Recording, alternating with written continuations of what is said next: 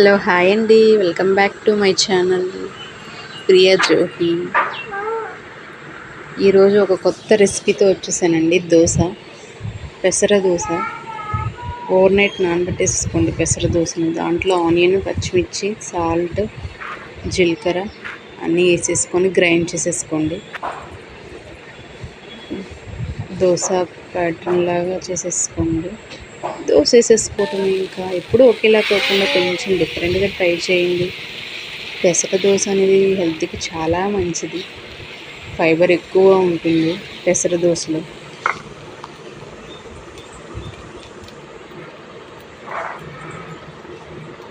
Taste కూడా చాలా బాగుంటుందండి పెసర దోశ ఆ దోశల కంటే. కొంచెం ట్రై చేయండి. కొత్తగా చూస్తున్న వాళ్ళు లైక్ చేయండి, సబ్స్క్రైబ్ చేయండి, షేర్ చేయండి.